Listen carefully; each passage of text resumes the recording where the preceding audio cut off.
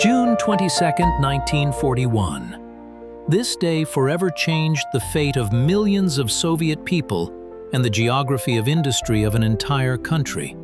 While the first battles raged on the western borders, an unprecedented operation unfolded deep within the country. Kuybyshev and Chelyabinsk, two cities separated by hundreds of kilometers but united by a common destiny, became key points on the map of the wartime economy. The Volga stronghold and the Ural outpost, their strategic location far from the front line, turned them into ideal evacuation centers. The pre-war industrial potential of these cities was significant, but no one could foresee the scale of the impending changes. Kuybyshev, located on a bend of the Volga, with a developed transport infrastructure, and Chelyabinsk, standing at the crossroads of Ural roads near mineral deposits, were transformed into gigantic industrial centers. What happened in the following months had no analogues in world history. Entire factories, institutes, theaters, and thousands of specialists moved eastward. The evacuation became a unique phenomenon when the industry of an entire country literally relocated without stopping production.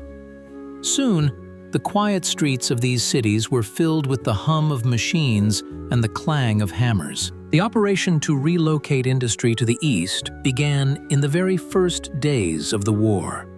By the end of '41, over 150 large enterprises had arrived in Kuybyshev and Chelyabinsk. The figures are astounding. Over 80 factories and plants, including giants of the aviation industry, were evacuated to the Kuibyshev region alone. Chelyabinsk received over 70 industrial enterprises, among which was the legendary Kirov plant from Leningrad. Along with the factories came people, skilled engineers, workers, their families.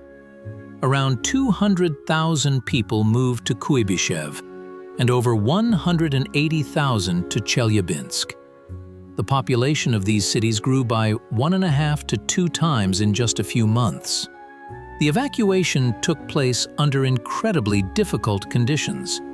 Equipment dismantling often occurred under bombing raids. At the Kiev Bolshevik plant, workers were removing machines when German tanks were only 12 kilometers from the enterprise.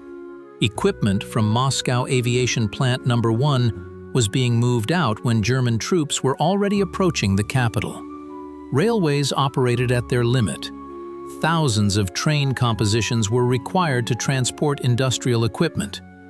Priority was given to military cargo and evacuated enterprises. The train schedule constantly changed due to bombings and track damage. Upon arrival in the rear cities, an equally difficult stage began: equipment installation. Often, machines were set up directly outdoors or in unfinished workshops.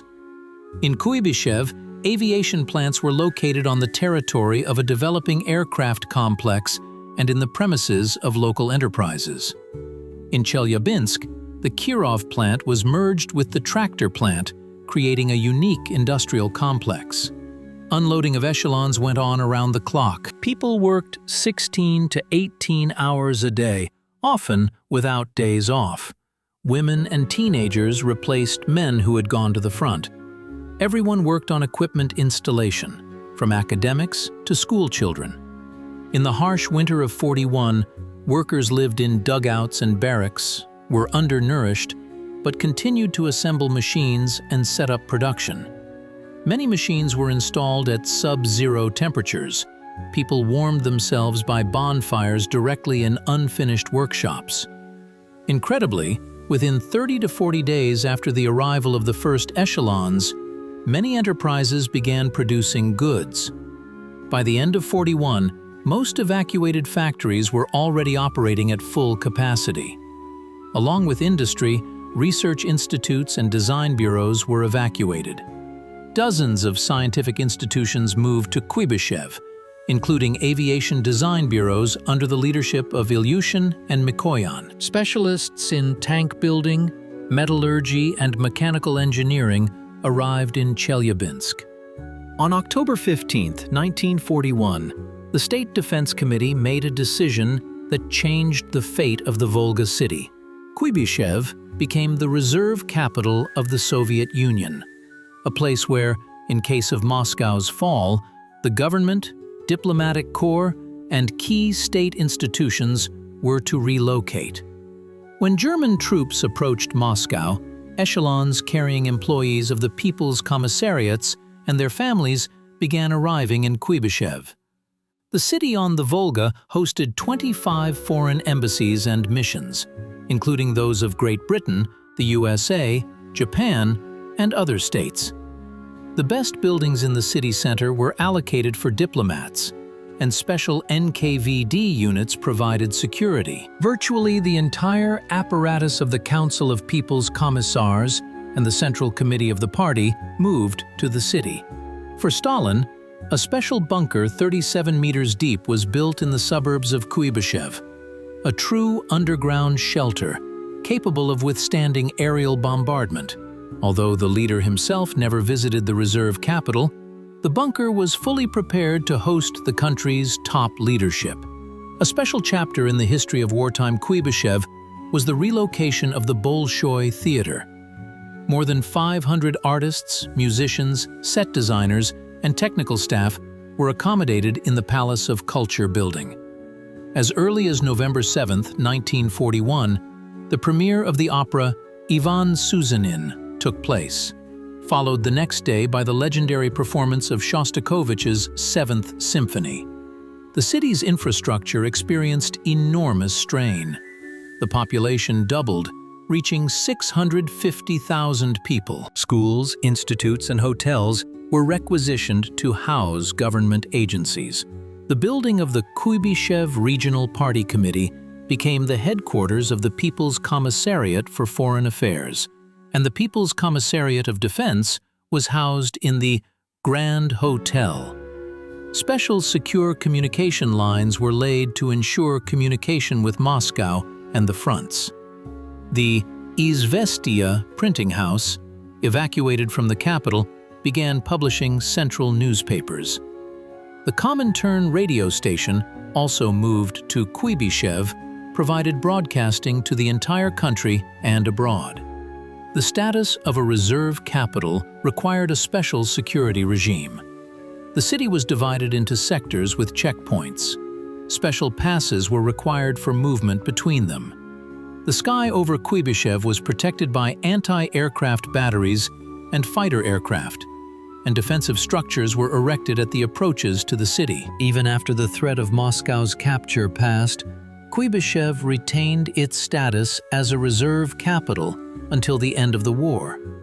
Many people's commissariats and institutions returned to Moscow only in 1943, and some remained in the city on the Volga until victory itself. In the autumn of 1941, a place appeared on the map of the Soviet Union that would soon be known by a legendary name: Tankograd. Officially, no such city existed, but for millions of Soviet people, Tankograd became a symbol of the country's indomitable will and industrial might.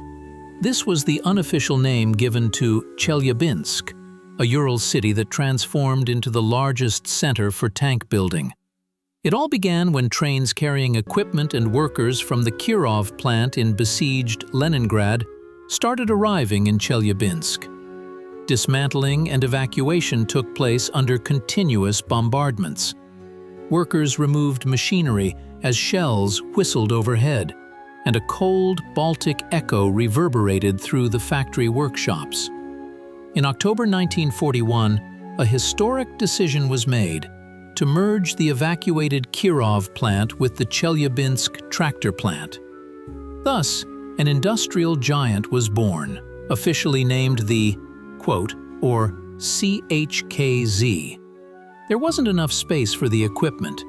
Machines were installed right out in the open. People worked in 30-degree frost, wrapping their hands in rags to avoid freezing to the metal.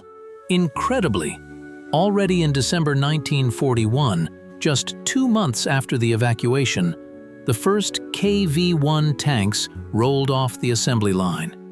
It seemed impossible to create tank production from scratch in such a short time, but the Tankograd residents accomplished this miracle. Outstanding designers worked at CHKZ: Joseph Yakovlevich Kotin, Nikolai Leonidovich Dukov, Isaac Moiseyevich Salzman. They not only recreated the Leningrad production, but also constantly improved the design of combat vehicles. The famous heavy tanks KV-1, KV-2, and then the formidable IS, Joseph Stalin, were born in Tankograd. Tankograd became a true forge of armored vehicles. Here, for the first time in the world, the serial production of heavy tanks was organized. The conveyor belt operated around the clock, without interruption. Work shifts lasted 12 to 14 hours. People did not leave the workshops for months, sleeping near their machines. In 1942, when the front demanded more and more equipment, Tankograd mastered the production of the T-34 medium tank.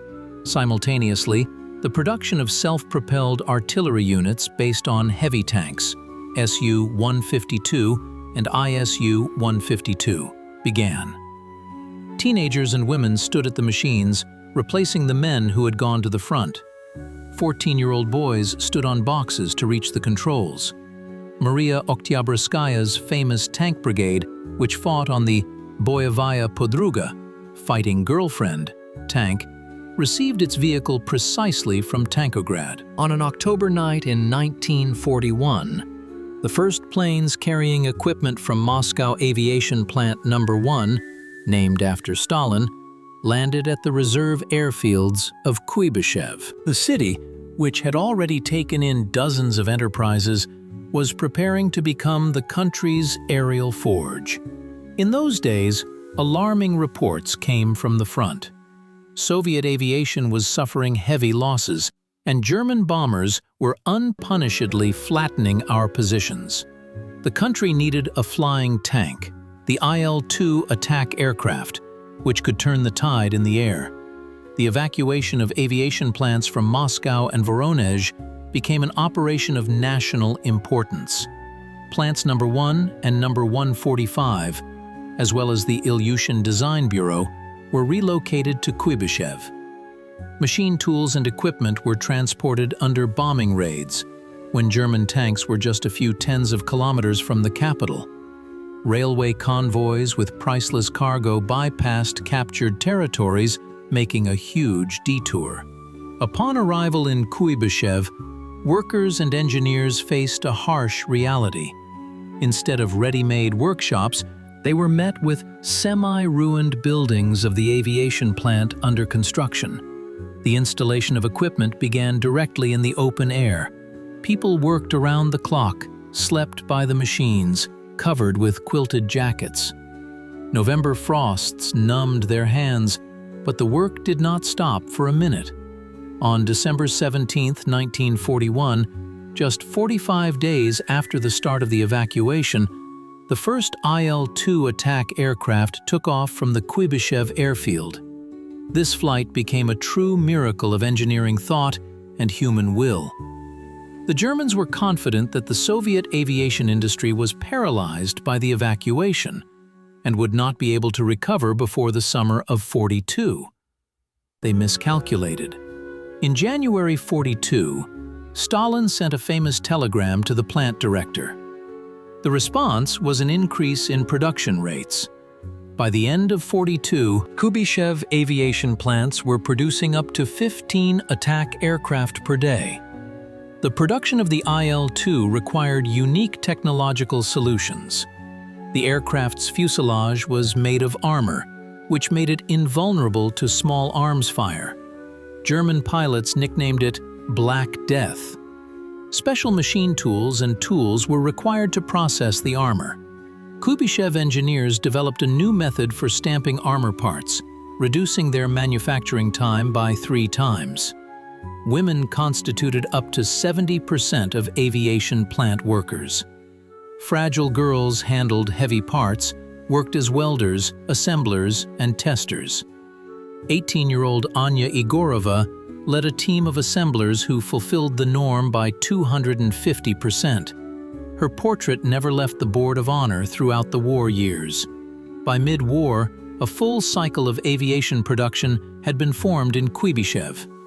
In addition to the aircraft themselves, engines, instruments, and armaments were produced here. Designers constantly improved the model. Two-seat Il-2s appeared with a gunner's cockpit, protecting the aircraft from attacks from the rear hemisphere. Engine power increased and bomb load increased. The arrival of hundreds of thousands of evacuees in Kuybyshev and Chelyabinsk created an unprecedented housing crisis. The population of these cities doubled or even tripled within a matter of months. Authorities were forced to take emergency measures. A large-scale campaign to consolidate living space began. Resolutions from city councils demanded that local residents make room and accept evacuees into their apartments and homes. In a typical Kuybyshev apartment of 30 square meters, 2 or 3 families now lived. Rooms were divided by curtains made of sheets, and people slept in shifts. In Chelyabinsk, in barracks-type houses, there was no more than 2.5 square meters of living space per person. People were housed in corridors, attics, and basements. For many, such close proximity became a true test. Different everyday habits, cultural traditions, and dialects created fertile ground for conflicts. Leningrad intellectuals, Moscow workers, Kharkiv engineers, and local Ural and Volga residents were forced to share cramped spaces in conditions of constant scarcity. However, difficulties brought people closer. Maria Petrova, evacuated from Moscow to Kuybyshev, recalled, "The landlady whose house we were moved into was initially wary. But when I shared with her the tomato seeds I had brought for the garden, the ice melted. By the spring of '42, we were already planning the plantings on the plot together." Temporary barracks, dugouts, and dormitories were built to accommodate workers and their families. In Kuybyshev, over 300,000 square meters of temporary housing were built in the first year of the war. In Chelyabinsk, workers of the Kirov factory initially lived directly in the workshops next to the machines. The city's utility systems operated at their limit. Water supply, sewage, and power grids were not designed for such a large number of people. Water often had to be carried from public pumps, standing in queues for hours. Electricity was supplied on a schedule, primarily to industrial facilities. In residential buildings, lights were turned on for only a few hours a day. Heating became a real problem during the harsh winters of '41 and '42. Temperatures in apartments dropped to 0 degrees and below. People slept in their outerwear, and several families gathered in one room to keep warm. Makeshift potbelly stoves were used for heating, fueled by anything that could burn, from furniture to books. Despite all the difficulties, life went on. People organized their daily lives, built relationships with neighbors, and found ways to solve the most complex problems.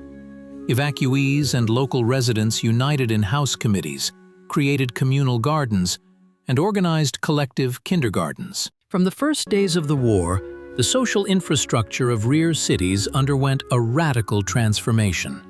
School buildings, palaces of culture, clubs, and even museums were converted into hospitals, production workshops, and dormitories for evacuees. In Kuybyshev, by the end of 1941, over 40 evacuation hospitals had been established, occupying the city's finest buildings. School number 15 became a surgical department. The building of the Pedagogical Institute housed the seriously wounded, and the local history museum became a rehabilitation center. The educational process did not stop. School children attended classes in 3 shifts in the remaining premises or at teachers' homes. In Chelyabinsk, 35 large buildings, including the Yuzhny Ural Hotel and the Regional Council building, were converted into hospitals. Many medical professionals arrived with evacuated hospitals from Moscow, Leningrad, and Kyiv, bringing advanced treatment methods with them. In rear hospitals, penicillin was widely used for the first time, along with new surgical techniques and physiotherapy. Kuybyshev doctors developed a unique method for treating burns, which saved thousands of pilots and tank crew members. Chelyabinsk medics created a prosthetic workshop that provided frontline soldiers with the latest limb prostheses. The rehabilitation system for the wounded included not only medical care, but also psychological support and vocational retraining. Workshops were established at hospitals where recovering soldiers learned new professions. In Kuybyshev, courses for wounded pilots were organized at an aircraft factory, where they retrained as aircraft technicians and engineers. In conditions of total resource scarcity, new forms of social interaction emerged. A donor movement arose. Thousands of workers and employees regularly donated blood for the wounded. Women and teenagers, after their shifts at the factory, came to hospitals to help nurses, washing bandages, feeding the wounded, and writing letters to their families. School children organized concerts for the recovering, collected books and board games for them. In Kuybyshev, each school sponsored a specific hospital, and each factory sponsored an orphanage. In Chelyabinsk, voluntary fire brigades, air defense units, and groups to combat homelessness emerged. People united to survive and help others. Food supply became one of the most pressing problems. To solve it, subsidiary farms were created at factories and institutions. In the suburbs of Kuybyshev and Chelyabinsk, all available land was plowed for vegetable gardens. Each family received a small plot where they grew potatoes, cabbage, and carrots. Canteens with differentiated nutrition were organized at large enterprises. Workers in hot shops received enhanced rations. Special canteens were created for children, where they could receive additional nutrition. Despite all the difficulties, cultural life in the rear cities did not cease. In Kuybyshev, in addition to the Bolshoi Theater, local theaters, cinemas, and libraries operated. In Chelyabinsk, new clubs opened and mobile concert brigades performed. Art became a powerful means of supporting the morale of people working at the limit of human capabilities. The transformation of peaceful factories into military enterprises became one of the most impressive achievements of the Soviet home front. Kuybyshev and Chelyabinsk engineers made genuine technological breakthroughs, reprofiling machine tools and equipment for the production of military goods. At the Kuybyshev machine tool plant, lathes that previously produced parts for agricultural machinery were modified to produce artillery shells. The modernization took only 2 weeks, although in peacetime such a retooling would have taken months.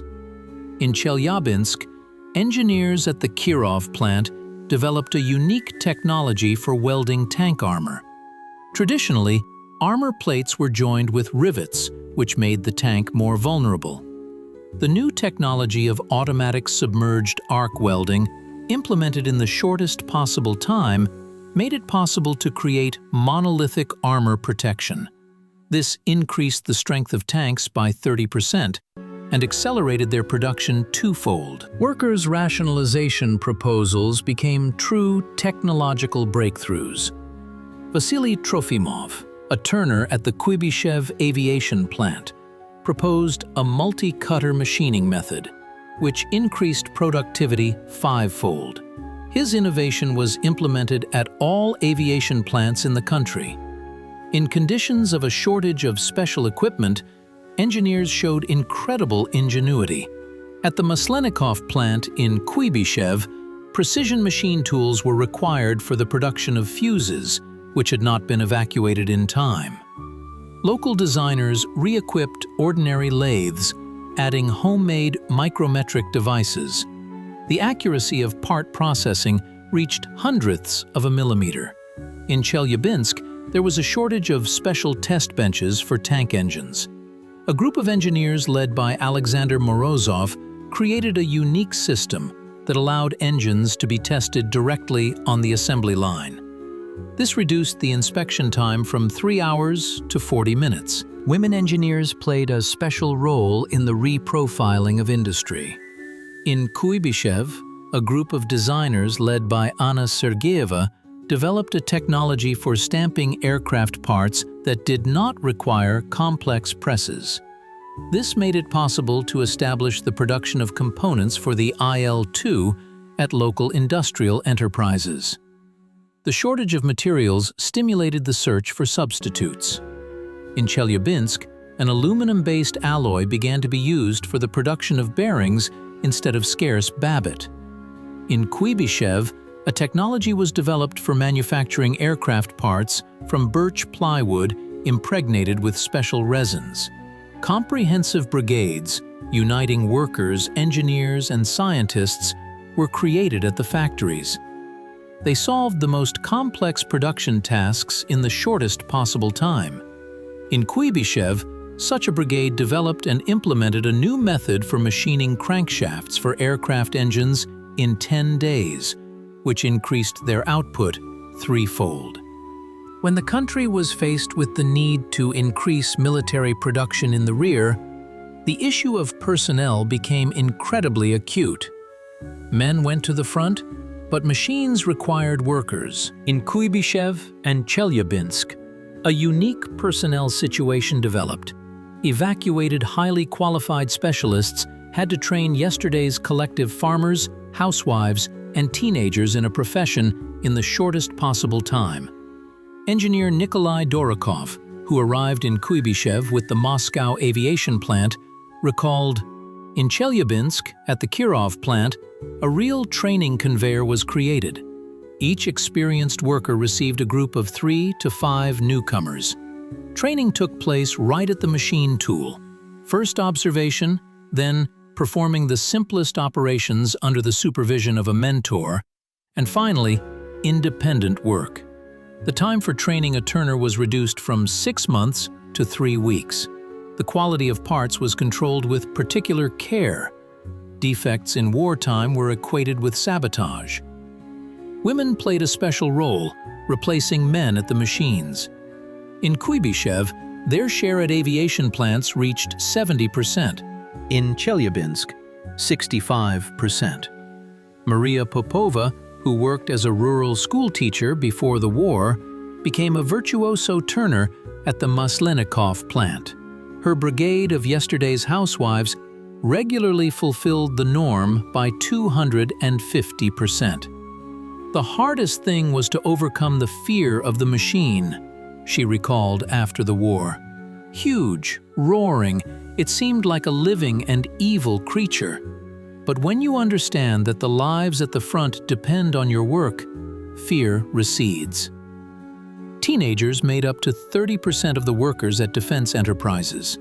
14-year-old boys and girls stood at the machines, often placing boxes to reach the control levers.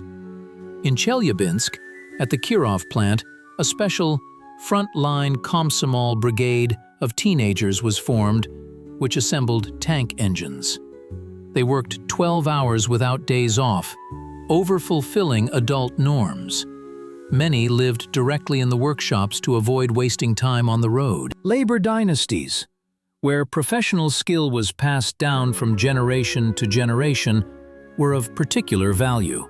In Kuybyshev, the Artamonov family, father and 3 sons, worked at the aviation plant. When the eldest, Ivan, went to the front, his place at the machine was taken by 12-year-old Nikolai, whom his father had taught all the intricacies of the profession. By the end of the war, Nikolai had become a foreman and mentor for new workers, though he was barely 16. To accelerate personnel training, schools of factory and plant training, FZO, and craft schools were created in both cities. In Kuybyshev, by mid-1942, 23 such educational institutions were operating. In Chelyabinsk, 18. Students received theoretical knowledge and immediately applied it in practice, producing goods for the front.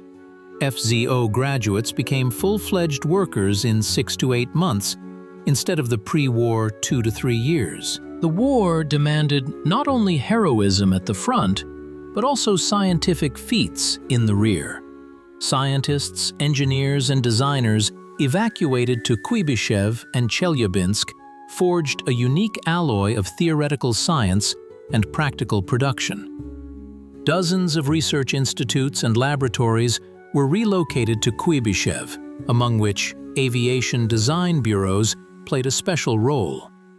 Outstanding designers Sergei Ilyushin, Artyom Mikoyan, Mikhail Gurevich worked there.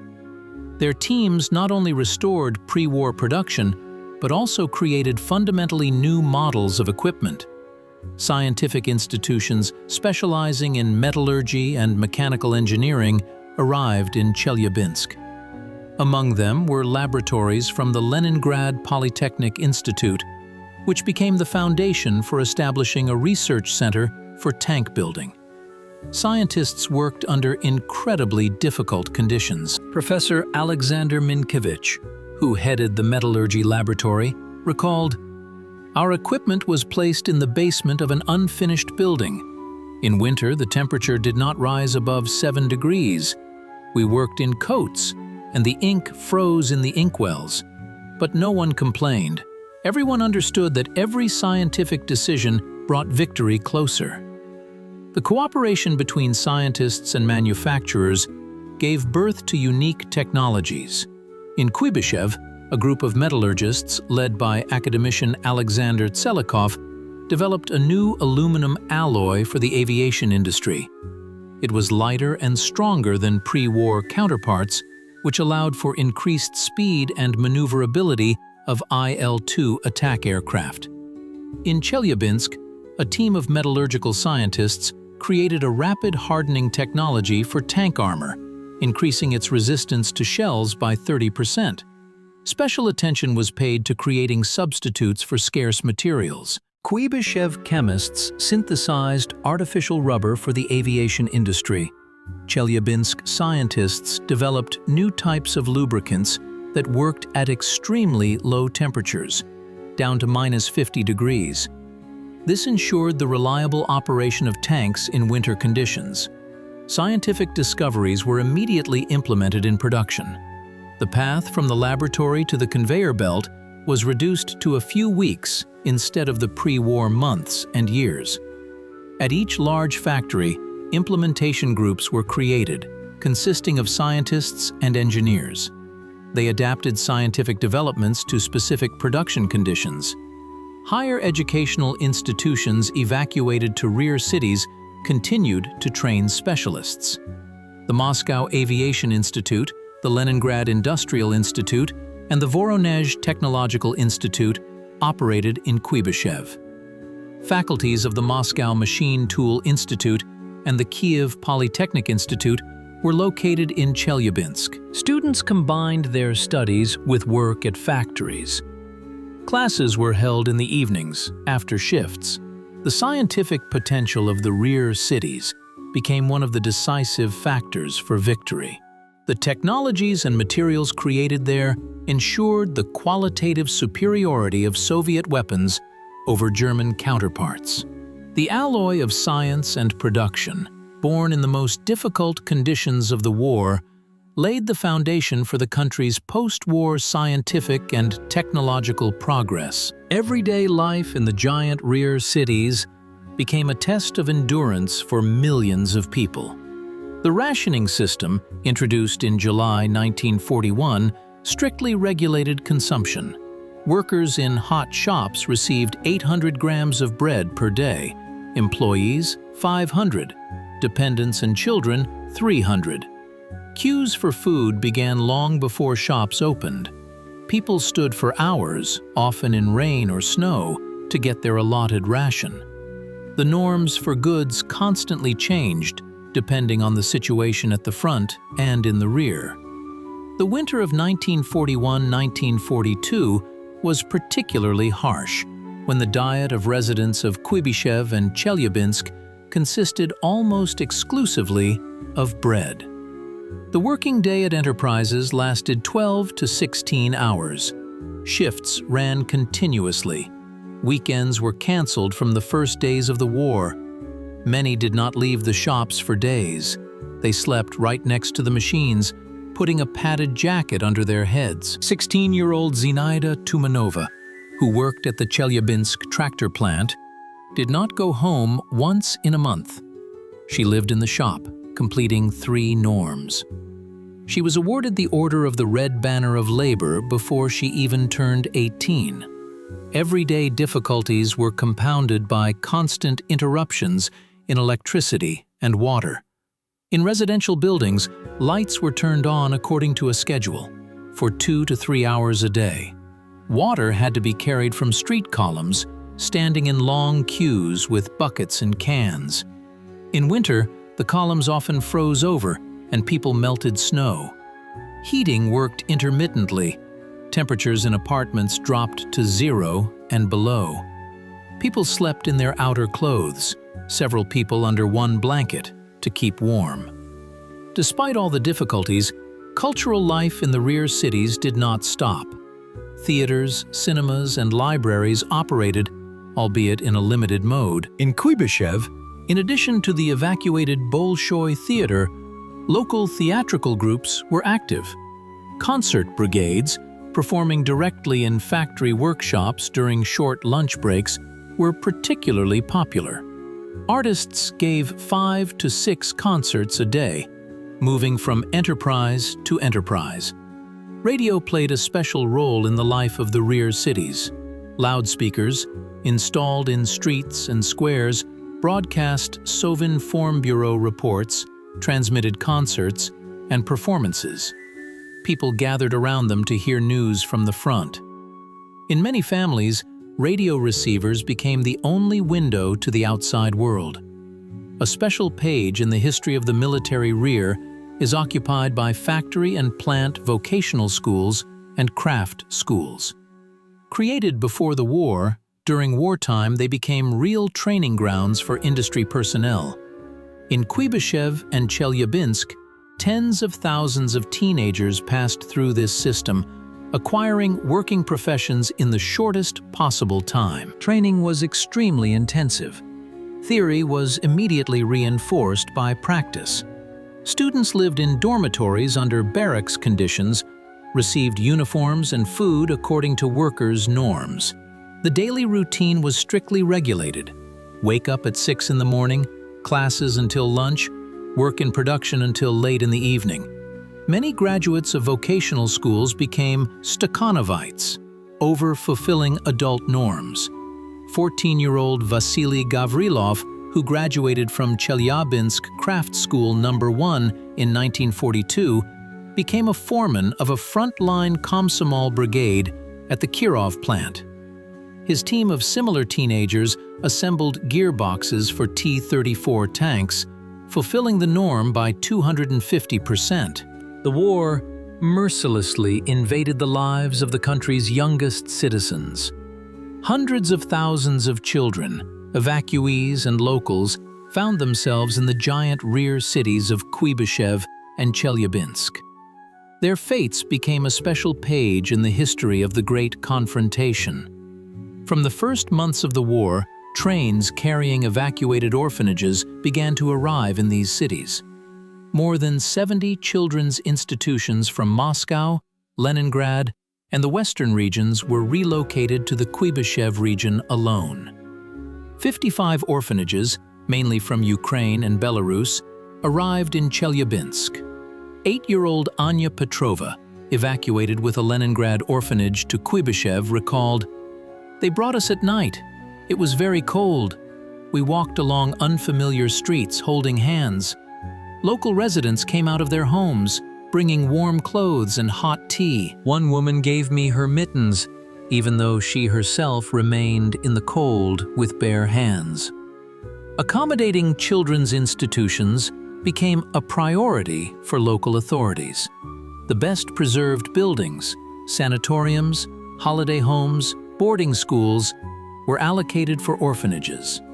In Kuybyshev, orphanages were housed in the buildings of former boarding houses on the Volga, and in Chelyabinsk, in the premises of holiday homes on Lake Smolino. Organizing schooling presented a particular challenge. Most school buildings had been given over to hospitals and industrial facilities. In Kuybyshev, by the beginning of the 41st academic year, only 23 of the 48 schools remained. In Chelyabinsk, 18 of the 36 schools continued to operate. Classes were held in 3 or 4 shifts. The first began at 7 in the morning, the last ended at 11 in the evening.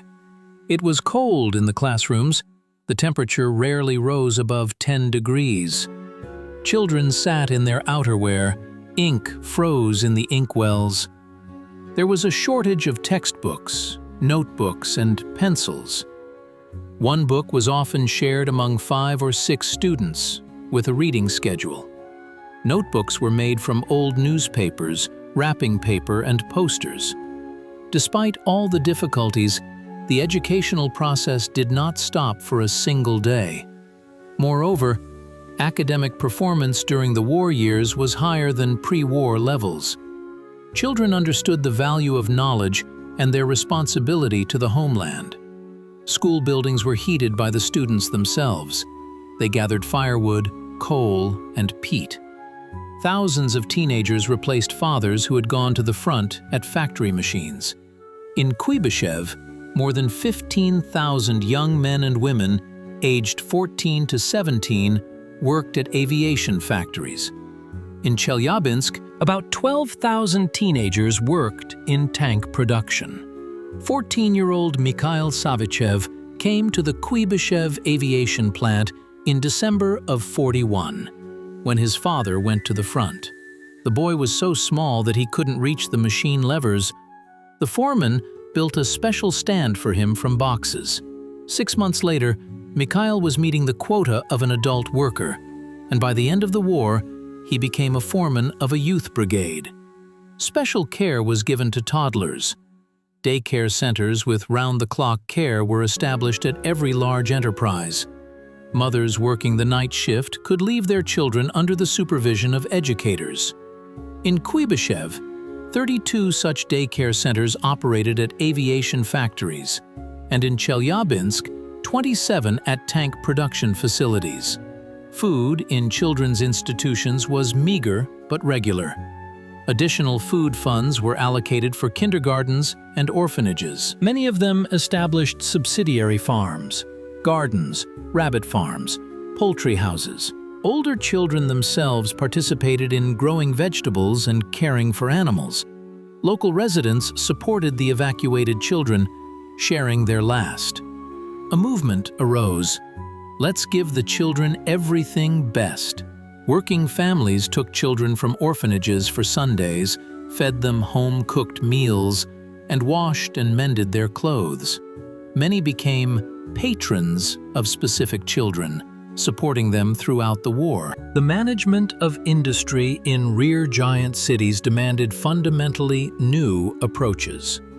The traditional pre-war system, with its lengthy approvals and bureaucratic procedures, could not ensure the necessary pace. In Kuybyshev and Chelyabinsk, an emergency management structure was created through city defense committees, which possessed virtually unlimited powers. These bodies united representatives of party, military, and economic organizations, making decisions in real time.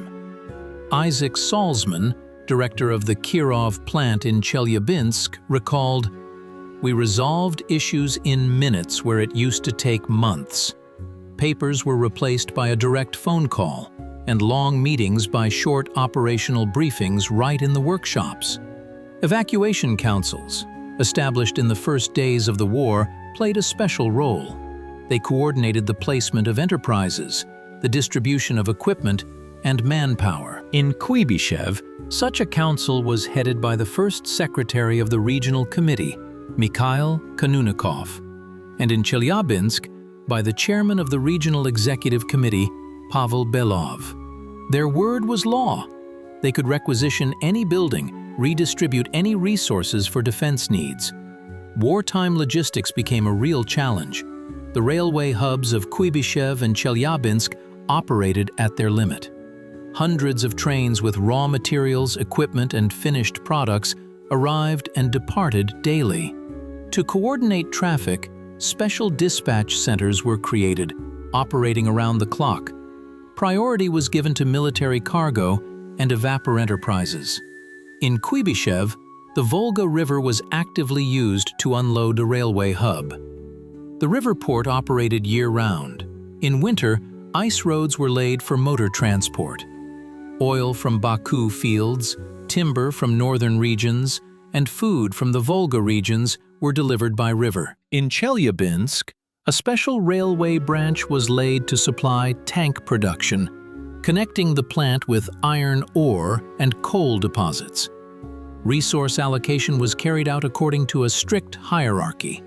At the top of the pyramid were Group A enterprises, producers of weapons and ammunition. They received everything necessary first. Next were Group B enterprises, producing components for the defense industry. Producers of consumer goods and food industry enterprises completed the list. To overcome the shortage of raw materials and supplies, local sources of supply were created. In the Kuybyshev region, oil production was expanded and new oil refineries were built. In the Chelyabinsk region, pig iron and steel smelting were increased, and new coal mines were opened. The collection of scrap metal among the population unfolded. Old pots, irons, and fences were transformed into tank armor and aircraft parts. Special attention was paid to resource conservation. Rationalization commissions were created at each enterprise, seeking ways to reduce the consumption of metal, fuel, and electricity. At the Kuybyshev aircraft plant, a stamping technology for parts was introduced, saving up to 40% of aluminum. At the Chelyabinsk-Kirov plant, a method of casting tank turrets was developed, reducing steel consumption by 30%. Food supply became one of the most difficult tasks. Subsidiary farms were created at enterprises to provide for workers. In the suburbs of Kuybyshev and Chelyabinsk, all available land was plowed for gardens.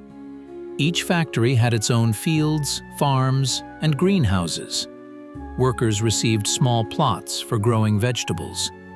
Canteens with differentiated nutrition were organized at large enterprises. Workers in hot workshops received enhanced rations. The victorious May of 1945 brought not only long-awaited peace, but also the beginning of a new era for the giant cities of the rear. Kuybyshev and Chelyabinsk, transformed by the war, stood on the threshold of large-scale changes. The map of these cities was redrawn by the evacuation. Where there used to be empty lots and fields, now stood the colossal factory buildings. Industrial areas, which grew in a matter of months, became new centers of urban life. Pre-war Kuybyshev was mostly a wooden city with a small industrial sector. By the end of the war, its industrial potential had increased sevenfold. The aviation complex, created on the basis of evacuated enterprises, became one of the largest in the country. Chelyabinsk, transformed into the legendary Tankograd, changed beyond recognition. The city's population almost doubled, and industrial production increased sixfold. When the celebratory salutes died down, the country's and city's leadership faced a difficult question: what to do with the evacuated enterprises and people? Many factories had been dismantled in the western regions, their premises destroyed or repurposed. There was no point in returning equipment to ruins. In June 1945, the State Defense Committee decided that most of the evacuated enterprises would remain in their new locations. This decision determined the fate of the rear cities for decades to come. The Kuybyshev Aviation Complex continued its work, reorienting itself to the production of civil and military aircraft for peacetime. The Chelyabinsk-Kirov plant was transformed into the Chelyabinsk tractor plant, returning to its pre-war profile, but retaining the capacity to produce tanks. The issue of people was more difficult to resolve. Many evacuated specialists sought to return to their hometowns. Engineer Nikolai Voronov, who arrived in Kuybyshev with a Moscow aviation plant, recalled, "Similar stories were typical. About 60% of those evacuated to Kuybyshev and 50% of those who arrived in Chelyabinsk remained in these cities forever. They put down roots, started families, and built homes. Their children considered the Volga or the Urals their small homeland. The evacuation led to a unique cultural synthesis. In Kuybyshev, Moscow and Leningrad intelligentsia brought metropolitan flair to a provincial city. Theaters, libraries, and museums created by evacuated cultural figures continued to operate after the war. In Chelyabinsk, Leningrad engineers and Ukrainian metallurgists formed a special production culture that became a hallmark of Ural industry. Post-war housing construction changed the appearance of cities. In Kuybyshev, the construction of quote quarters began on Kirov Avenue and Artsi-Bushevskaya Street. In Chelyabinsk, new districts grew up in the northwest of the city. Industrial enterprises built housing for their workers, forming entire factory micro-districts with their own infrastructure. The war forever changed the economic profile of these cities. Kuybyshev, from a center of food and light industry, became an aerospace capital. In the post-war years, the production of rocket and space technology was launched here under the leadership of Sergei Korolev. Chelyabinsk became a center of heavy machine building and metallurgy, while retaining its competencies in tank building. The memory of wartime became an integral part of the identity of these cities. In Kuybyshev, Stalin's bunker was preserved and turned into a museum. In Chelyabinsk, the Tankograd Memorial Complex was created, where legendary combat vehicles produced at the local factory were installed. The evacuation, conceived as a temporary measure, predetermined the long-term development of entire regions. The giant cities of the rear, from backup sites, turned into key centers of Soviet industry, science, and culture. Their wartime past became the foundation of a peaceful future. The legacy of the home front cities in the victory cannot be overestimated. Kuybyshev and Chelyabinsk became not just centers of evacuation. They transformed into true industrial strongholds, providing the army with everything necessary to defeat the enemy. The statistics are impressive even decades later. Kuybyshev aviation factories produced over 28,000 IL-2 attack aircraft, almost 80% of the total number of these planes manufactured during the war years. Every third combat aircraft that took to the skies over the front was assembled in the city on the Volga. Chelyabinsk Tankograd supplied the front with 35,000 tanks and self-propelled artillery units, a fifth of all armored vehicles produced in the country. The legendary heavy IS tanks, which crushed German Tigers and Panthers, were the brainchild of Ural tank builders. Every second shell fired at the enemy was cast from Chelyabinsk steel. But behind the dry figures stand the fates of millions of people who performed an unparalleled labor feat. Women, teenagers, old people who stood at the machines and worked 16 hours a day. Engineers and designers who created new weapon models in frozen design bureaus. Factory directors who did not leave their workplaces for weeks. Their names are immortalized today in the names of streets, squares, and enterprises. The home front feat has special significance for our understanding of the war. It refutes the myth that the Soviet Union won solely by burying the enemy under corpses. Victory was forged not only by blood on the battlefields, but also by sweat in factory workshops, by intellect in design bureaus, and by selflessness on the home front. The phenomenon of Soviet evacuation remains unique in world history. No country was able, in wartime conditions, to move thousands of enterprises, thousands of kilometers, and set up their work in the shortest possible time. This experience is studied by military historians and economists worldwide as an example of incredible resource mobilization in a critical situation. Today, the memory of the home front feat is a crucial part of our national identity. In Samara, formerly Kuybyshev, and Chelyabinsk, museums of labor glory operate. Memory lessons are held in schools, and recollections of the last living witnesses of that era are recorded. It is especially valuable that this memory is passed on to the younger generation, not as an abstract history, but as a living testament to the strength of the human spirit. The labor heroism of the home front cities teaches us a most important lesson. In the most difficult circumstances, people are capable of uniting and achieving the impossible. When it seems that resources are exhausted, strength is failing, and the task is insurmountable, that is when the boldest decisions are born and the best human qualities are manifested.